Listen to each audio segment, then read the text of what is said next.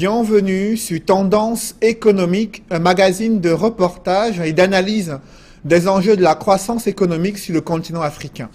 L'accélération de l'endettement et la malgouvernance sont deux facteurs qui maintiennent la sous-région Afrique centrale dans le sous-développement. L'on note également que le cas du Tchad est préoccupant. Le déficit des finances publiques se creuse. La dette intérieure explose, la pauvreté et le chômage s'aggravent dans un pays confronté à un double choc pétrolier et sécuritaire. Comment le Tchad s'est-il retrouvé dans cette profonde récession? Pourquoi les politiques d'austérité budgétaire sont-elles insuffisantes pour stabiliser la situation économique de ce pays de plus en plus endetté? Pour en parler ce soir, je reçois sur ce plateau Aristide Mabali. Bonsoir. Bonsoir Cédric. Vous êtes statisticien économiste tchadien, également directeur scientifique du Cercle de réflexion et d'orientation sur la soutenabilité de l'économie tchadienne. Vous faites partie de ces économistes d'Afrique centrale qui tirent la sonnette d'alarme sur la mauvaise gestion de la dette publique dans la sous-région. Vous étiez réunis au cours d'un atelier qui a duré près de 2 jours à Douala. Des précisions avec Étienne Pascal Azégué.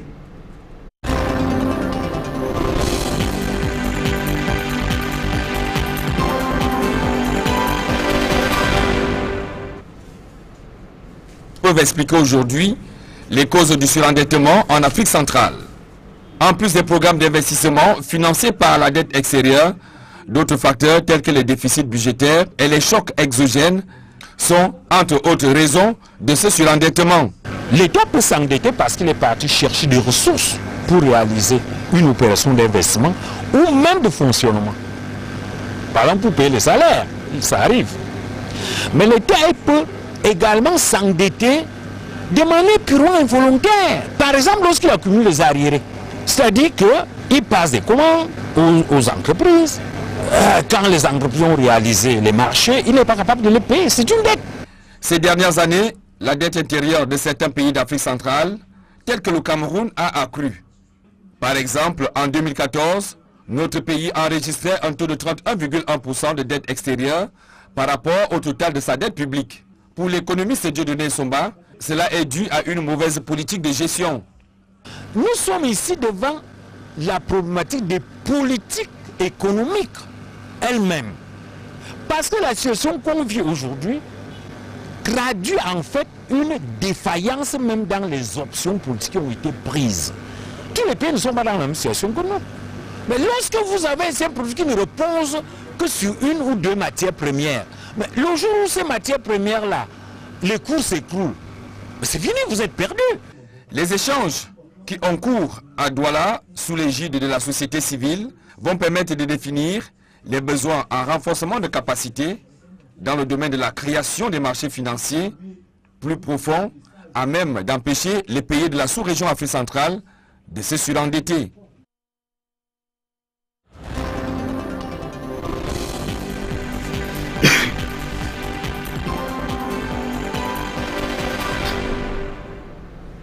Vous l'avez suivi, situation préoccupante de la dette publique en Afrique centrale. Et pour évoquer le cas plutôt préoccupant également du Tchad, je reçois donc sur ce plateau Aristide Mabali. Quelle est la situation économique au Tchad actuellement? À l'instar de tous les pays de la CEMAC, le Tchad traverse également une crise économique et financière. Cette crise s'est traduite par l'accumulation des arriérés des paiements auprès des opérateurs économiques. Et également vers mi-2016, il y avait même les fonctionnaires qui n'étaient pas payés, dont les salaires n'étaient pas payés. Ça s'est traduit d'ailleurs par une grève qui a duré 4 ou 5 mois. Donc la situation du Tchad, la situation économique du Tchad n'est pas différente de celle de la plupart des pays du CEMAC. Dernièrement, on a vu que le Tchad avait atteint un taux de croissance de 6,3% en 2014. Selon les chiffres de la Banque africaine de développement, ce chiffre est tombé à moins de 3% en 2016. Qu'est-ce qui explique cette chute drastique, cette récession économique qu'a vécu le Tchad dans l'espace de 2 ans? C'est très simple en fait à expliquer, je confirme ces chiffres. C'est tout simplement lorsque vous avez une économie qui ne dépend que d'une seule matière première, comme l'a dit tout à l'heure le docteur Dieudonné Somba. Effectivement, lorsque vous ne dépendez que d'une seule matière et que vous ne maîtrisez pas le prix de cette matière, parce que ce n'est pas le Tchad en fait qui maîtrise le prix du pétrole, parce que nous sommes dépendants du pétrole, et je vous rappelle juste un chiffre, en 2013, les recettes pétrolières du Tchad, enfin du pétrole représentaient plus de 70% des recettes budgétaires de l'État. Donc, si arrivé à ce moment, le prix du pétrole baisse, vous en doutez également que, n'est-ce pas, l'activité économique ne puisse pas marcher. Pour la simple raison que non seulement les recettes budgétaires, n'est-ce pas, vont diminuer, donc on ne sera pas en mesure de payer, par exemple, les fournisseurs de l'État. Si les fournisseurs de l'État ne sont pas payés, ils vont se mettre à licencier. Donc, la crise qui ne concernait que le gouvernement, c'est-à-dire l'État, va se transmettre également au secteur privé, et ça devient, n'est-ce pas, une crise du pays et non seulement une crise de l'État tchadien. Pourquoi le Tchad est-il durement touché alors qu'il vient de sortir de cette initiative PPTE, pays pauvre et très endetté, avec des recommandations sur la soutenabilité de sa dette publique? Effectivement, avant même de revenir à cette question de l'initiative PPTE, peut-être il faut faire d'abord un tour d'horizon. Comment sommes-nous arrivés à cette situation? Et je crois que si on explique, si on cerne bien comment nous sommes arrivés à cette situation, je crois qu'on n'a même pas besoin d'être un économiste pour prédire la crise à laquelle, la crise que le pays est en train de vivre actuellement. Alors le Tchad a vécu un boom pétrolier avec d'énormes pétrodollars engendrés durant de nombreuses années. Pourquoi ce pays s'est-il subitement effondré alors qu'il était un fleuron en Afrique centrale et dans la sous-région subsaharienne? Effectivement, je vais peut-être me permettre de rappeler un peu la genèse du pétrole tchadien, mais je crois que vous les Camerounais, vous devez le savoir, vu que c'est un projet qui concernait aussi bien le Tchad que le Cameroun. Donc, au début des années 2000, c'est là où les négociations ont commencé. Les investisseurs ont trouvé que le climat politique ou la gouvernance au Tchad ne leur permettait pas de venir d'investir dans le pétrole tchadien. Qu'est-ce qu'il fallait faire? La Banque mondiale, pour la première fois de son histoire, a décidé de miser sur le pétrole pour sortir une population pauvre de la pauvreté. Raison pour laquelle la Banque mondiale était intervenue au Tchad. Elle s'est portée garante, caution, pour que les investisseurs privés interviennent au Tchad. Ça, c'est la première des choses qu'il faut noter. Mais l'intervention de la Banque mondiale était conditionnée par l'adoption d'un certain nombre de textes qui doivent garantir la bonne gestion de ces ressources pétrolières que le pays attend recevoir. Alors, durant cette période, cet âge d'or, on peut le dire, du pétrole au Tchad, est-ce que cette gestion s'est avérée inclusive? Est-ce que les objectifs concernant le fait de sortir les populations de la pauvreté ont été atteints? Avant de répondre à cette question, il faut se dire que l'un des axes majeurs de tous ces textes-là, c'était par exemple l'adoption d'un fonds réservé aux générations futures. C'est-à-dire que vous allez exploiter le pétrole, c'est une ressource qui est tarissable. Faites de telle sorte que, même si la génération actuelle en profite, que les générations futures également doivent, n'est-ce pas, en profiter. D'où les 10% qui sont déposés dans une banque, les 10% des revenus pétroliers qui sont déposés dans une banque pour que ça génère des revenus, mais cela ne peut être utilisé que par les générations futures. Vous convenez avec moi, ou bien, si vous vous rappelez de l'histoire, que ce fonds, lorsque le Tchad a été confronté à une crise sécuritaire, c'est-à-dire qu'il y avait les menaces des rebelles, si vous vous rappelez, en 2008, qui étaient venus jusqu'au N'Djamena, devant le palais. Vous voyez un peu? À la suite de cette crise, le gouvernement tchadien ou l'État a décidé, n'est-ce pas, de suspendre ces 10%-là pour le financement, n'est-ce pas, de son armée. Ça, c'est le premier effet. Le deuxième effet, effectivement, il y avait également, les dispositifs prévoyaient que une partie de ces ressources-là soit consacrée au financement des secteurs dits sociaux, tels que l'éducation, la santé, etc. Est-ce que cela a été fait? Effectivement, sur le terrain, on peut confirmer qu'il y a quand même des infrastructures qui ont été construites. Pour ceux qui n'ont pas vu, qui ont vu peut-être N'Djamena au début de l'exploitation du pétrole et qui peuvent venir aujourd'hui, il y a effectivement des infrastructures qui ont été faites. Maintenant, la question, quel est l'impact de ces infrastructures-là sur le niveau de la pauvreté, n'est-ce pas, des Tchadiens. Et là, on peut, enfin, ça me mène à répondre à votre question. Il y a une enquête sur les conditions de vie des ménages qui a été réalisée en 2003. Enfin, vous vous rappelez, de 2003, c'est le début de l'exploitation du pétrole. La même enquête avec les mêmes conditions ont été réalisées encore en 2011. Donc, 8 ans après, on se rend compte que, effectivement, le taux de pauvreté entre les deux périodes a diminué de 55% à 43%. Ça, c'est en termes relatifs. Mais si on considère à temps absolu, c'est-à-dire le nombre de pauvres, on se rend compte que le nombre de pauvres tchadiens a plutôt augmenté sur la période. Donc, sur les 8 ans, entre 2003 et 2011, en clair, est-ce que cette politique de gestion de la manne pétrolière a changé le quotidien des Tchadiens?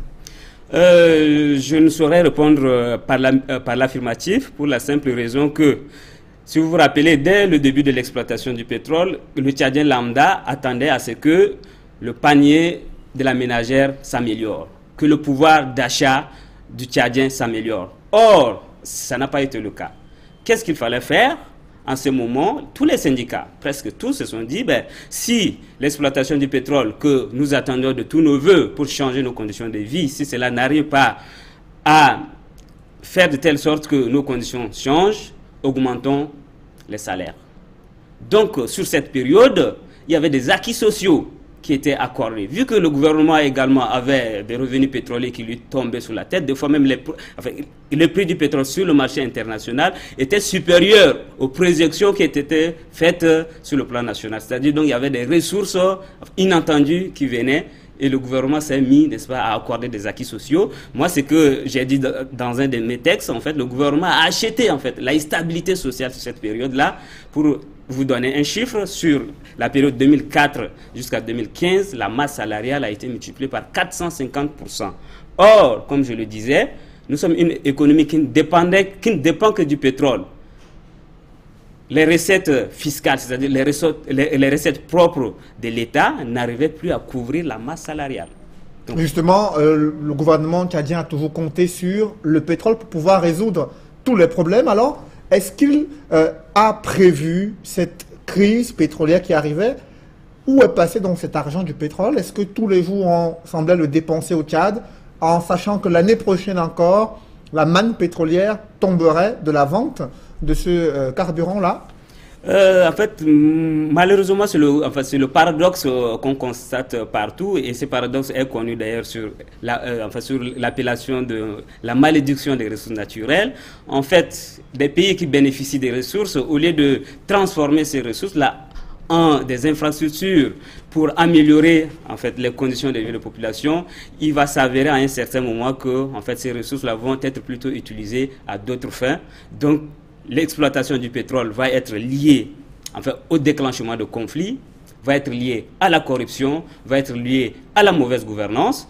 Et quand vous voyez par exemple le cas du Tchad, j'ai dit effectivement qu'on a construit des infrastructures, mais c'est des infrastructures qui n'ont pas un effet réel sur les conditions de vie des populations. Pourquoi on a privilégié construire des infrastructures? Parce qu'il a été montré que en fait, c'est le secteur où on peut avoir plus de rente en fait. C'est le secteur où on peut se distribuer en fait l'argent, le revenu des ressources naturelles.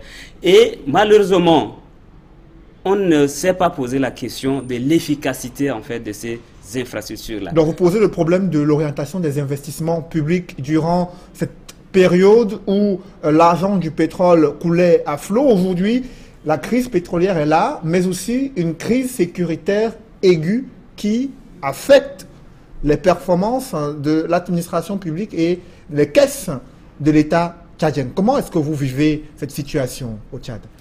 Il faut se dire que effectivement, c'est depuis la situation était annoncée en fait depuis 2014 quand on a commencé. Enfin, quand on dépend fortement du pétrole, effectivement, dès qu'il y a moindre choc sur le prix du pétrole, vous le ressentez. Il n'y a pas de mécanisme d'amortissement de ce choc-là. Enfin, contrairement par rapport aux autres pays qui ont en fait d'autres secteurs porteurs qui portent en fait la croissance du pays. Donc même quand il y a un autre secteur qui est touché, enfin, les autres secteurs se portent bien et donc ça permet en fait de compenser le choc que nous recevons. Or, le Tchad, effectivement, il n'y a que le pétrole.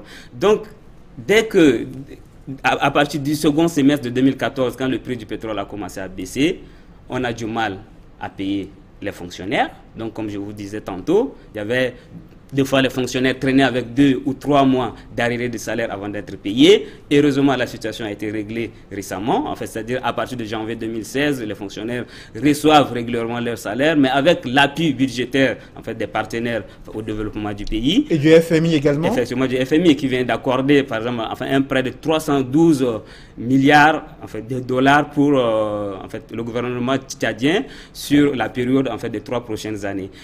Donc, il y a les fonctionnaires qui sont touchés, il y a également les opérateurs en fait, économiques. Comme je le disais tantôt, le gouvernement s'est investi dans un programme en fait, de réalisation d'importantes des infrastructures avec des opérateurs en fait, économiques.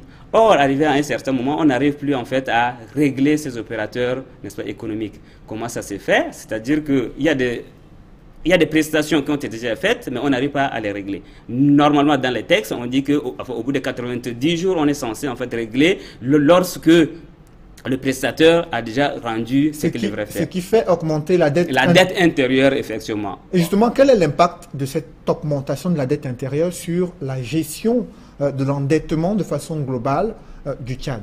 Mais c'est compliqué parce que, enfin, je prends un exemple simple, vous êtes un opérateur économique, vous avez des charges que vous devrez supporter, votre personnel, c'est-à-dire les employés que vous avez le bâtiment, vous avez l'électricité et autres. Vous faites une prestation pour une institution qui est ici l'État et vous êtes censé être réglé et c'est avec ça que vous devrez également payer vos employés, payer vos salariés, payer toutes vos charges. Mais quand on ne vous règle pas à temps, qu'est-ce que vous faites? Vous êtes obligé, n'est-ce pas, de licencier une partie, n'est-ce pas, du personnel en espérant que la situation va reprendre. Parce que si la situation ne reprend pas à un certain moment, vous êtes obligé carrément de fermer, en fait, la porte de votre entreprise. Là encore, ça dépend encore si vous n'êtes que seul. Mais si c'est tous les opérateurs qui se retrouvent dans la même situation, même les banques ne seront pas prêtes, n'est-ce pas, à prêter à ces opérateurs. Normalement, quand vous êtes un entrepreneur, quand vous avez des pépins, des problèmes de trésorerie, vous pouvez aller dans les banques. En espérant que les autres opérateurs se portent également bien, de telle sorte que, on peut vous prêter l'argent, vous allez rembourser parce qu'il y a également les autres qui se portent bien. Donc, c'est le cycle infernal de la dette intérieure, effectivement. Donc, ça fait que c'est tous les systèmes, qui ne peuvent pas marcher. Donc, c'est l'activité économique, qui ne marche pas à ce moment. Alors, comment vous avez apprécié le fait que les chefs d'État d'Afrique centrale se soient réunis à Yaoundé en décembre 2016 pour annoncer le retour au FMI en vue de mettre sur pied ces programmes de redressement économique dont vous venez de faire mention? Comment ça a été accueilli au Tchad par le cercle des économistes qui travaillent sur l'évolution de la croissance tchadienne? En fait, il faut se dire que, et ça c'est l'une des conclusions sorties de cette conférence-là, la question c'est pas de s'endetter ou de ne pas s'endetter. Tout le monde, quel que soit le niveau de développement du pays, chacun a besoin, n'est-ce pas, de s'endetter pour financer son projet de développement. Ça, c'est un consensus, même dans la communauté des économistes, c'est un consensus. Maintenant, la question est de savoir vers qui on va pour prendre la dette. Est-ce que c'est la dette intérieure, donc c'est-à-dire privilégier le secteur privé et les banques, ou bien est-ce qu'il faut aller vers les partenaires multilatéraux ou bilatéraux, ou bien aller également vers ce qu'on appelle les fonds vautours. Alors, là, la question est la gestion de la dette oui, telle qu'elle est faite par votre pays, le Tchad, quel est votre regard, quelle est votre analyse de la gestion de la dette publique au Tchad? La gestion de la dette publique au Tchad, il faut se dire qu'en réalité, j'ai présenté les chiffres hier soir sur la période 2010-2016. On est parti de 15% de taux d'endettement, c'est-à-dire on prend les stocks de la dette, on le rapporte au PIB, c'est-à-dire le niveau de richesse du pays. Donc sur cette période-là, on voit que la dette a augmenté de 15% à 51% en 2016, ce qui nous place un peu au-dessus de la moyenne de la CEMAC. Maintenant, la gestion de la dette au sein du pays, moi je crois que on ne va pas seulement dire que c'est le problème de la gouvernance qui a entraîné la situation de l'accumulation de la dette aujourd'hui. Si vous me permettez de faire un retour en arrière, effectivement, nous avons acheté la stabilité sociale, c'est ce que j'avais dit tantôt. Il y a la crise, n'est-ce pas, sécuritaire qui a amené le pays à intervenir au Mali, à intervenir également dans les autres pays voisins tels que le Niger et autres, même au Cameroun. Donc, ce sont des dépenses qui n'étaient pas prévues, que le pays est obligé, n'est-ce pas, d'engager. Il faut trouver des ressources quelque part. Or, entre-temps, si le prix du pétrole baisse encore, c'est-à-dire les recettes baissent. Donc, il faut trouver les ressources quelque part pour financer, n'est-ce pas? Mais Aristide Mabali, est-ce que le Tchad ne paye pas le prix de ce manque de diversification de son économie durant la période où cette manne pétrolière était encore florissante? Effectivement, mais moi je dis que c'est très simple de dire que le Tchad n'arrive pas à diversifier en fait son économie.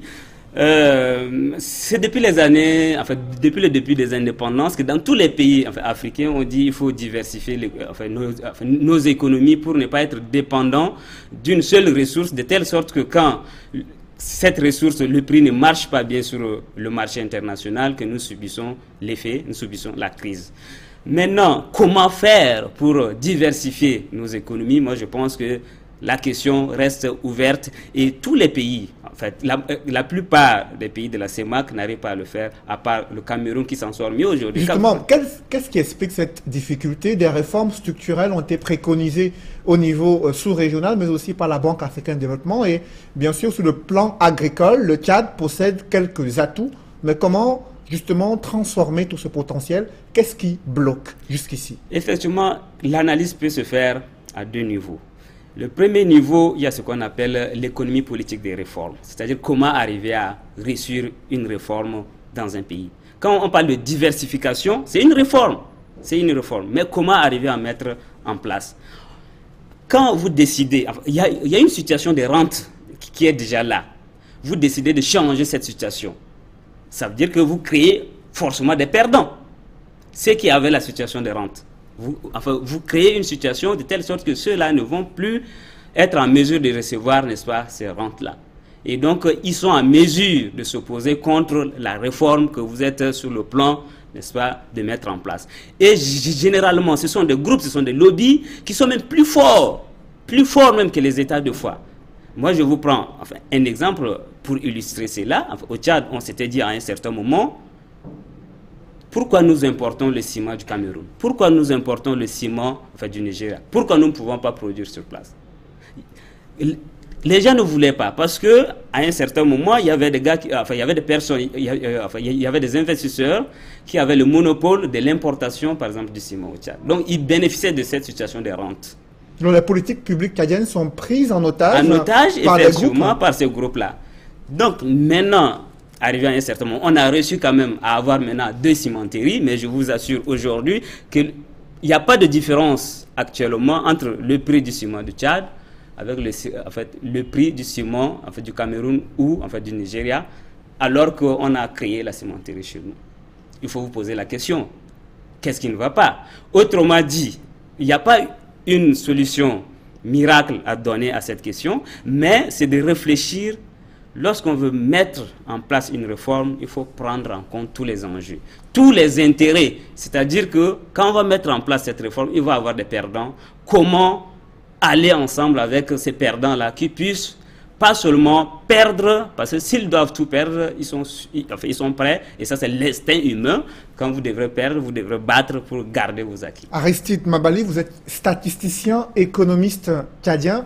Qui détient la dette du Tchad aujourd'hui, pour que l'on puisse avoir une cartographie de l'influence de ses partenaires multilatéraux, mais aussi de cette dette intérieure? Je ne saurais répondre exactement. En regardant les chiffres hier, nous sommes en 2016 à un taux d'endettement de 51,5% du PIB. Ça, c'est le taux global.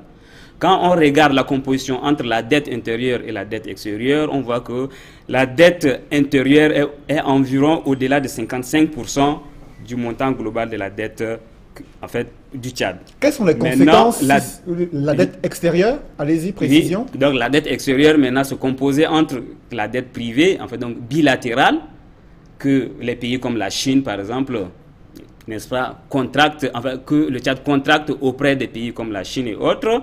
Il y a également la dette bilatérale, enfin, la dette multilatérale, celle qui est contractée, enfin, auprès des institutions, en fait, telles que le FMI, la Banque mondiale et autres. Et il faut se dire que ces derniers temps, le Tchad a tendance à contracter beaucoup plus, n'est-ce pas, des prêts auprès de ces institutions-là, parce que le Tchad reçoit beaucoup des appuis budgétaires actuellement pour rien qu'assurer son fonctionnement. Alors, assurer le fonctionnement, mais pas régler la dette intérieure. Aristide Mabali, comment mettre fin, comment éponger cette dette intérieure qui a un sérieux impact sur le plan social, économique et politique au Tchad? Moi, ce que je vais dire, j'ai suivi un discours là, j'étais surpris lors de la conférence où on dit que le Gabon est rentré dans le jeu de Ponzi. C'est quoi le jeu de Ponzi? C'est lorsque on a un niveau de dette tellement élevé qu'on n'arrive plus en fait, à assurer le service de la dette. Donc, il faut aller emprunter pour venir rembourser la dette. On est rentré dans le jeu de Ponzi. Donc, on ne va pas demander au Tchad d'aller emprunter encore pour venir, n'est-ce pas, assurer le service de la dette. Ce qui est là, il faut faire des réformes qui doivent s'imposer. Par exemple, le Tchad, comparé au Niger, le Niger mobilise plus de ressources fiscales que le Tchad, alors que ce sont deux pays sahéliens qui ont les mêmes structures économiques. Le Burkina fait 2 fois plus que le Tchad. Donc, c'est voir au niveau des régies financières, qu'est-ce qui ne va pas pour qu'on n'arrive pas à mobiliser autant de ressources financières. Et c'est très important parce que si on arrive à mobiliser assez de ressources fiscales, c'est-à-dire on devient moins dépendant des autres ressources comme le pétrole et autres. Donc on doit revoir carrément le système de gouvernance financière pour augmenter en fait les recettes fiscales, c'est-à-dire les ressources propres de l'État. Et ces ressources-là ont également la vertu en fait de discipliner les États, parce que si c'est votre impôt que l'État utilise pour construire en fait, de l'infrastructure, vous êtes censé être plus regardant sur la qualité de cette infrastructure que lorsque le gouvernement utilise par exemple l'argent du pétrole pour construire l'infrastructure. Et avec le programme de redressement du FMI, en quelques mots, est-ce que vous êtes inquiet pour les emplois au sein de la fonction publique et ce secteur privé qui est déjà asphyxié par une dette intérieure, par ses créances auprès de l'État qui ne sont pas toujours réglées? Oui, effectivement, l'administration publique, c'est tout le problème du Tchad actuellement. Pour ceux qui suivent l'actualité au Tchad, vous savez que lorsque en fait, la crise est arrivée, le gouvernement a décidé, entre autres mesures, par exemple, de diviser par 2 les acquis sociaux, c'est-à-dire les indemnités que recevaient les fonctionnaires. Maintenant, ce n'est plus les fonctionnaires, enfin, ce n'est plus le personnel civil, même l'armée est touchée, tout ça. Ça, c'est la première des choses. La deuxième, et donc ça a entraîné la grève. Même avec la reprise, tu sens, enfin moi je suis fonctionnaire tchadien, je ne le cache pas, tu sens vraiment de la démotivation même enfin, au sein de l'administration publique. Donc, il faut reconnaître que, et enfin ça c'est la première chose. La deuxième chose, entre autres mesures également, le gouvernement a décidé de geler le recrutement à la fonction publique. Où maintenant tout ce qui se fait c'est le remplacement numérique, c'est-à-dire les stocks qui vont en retraite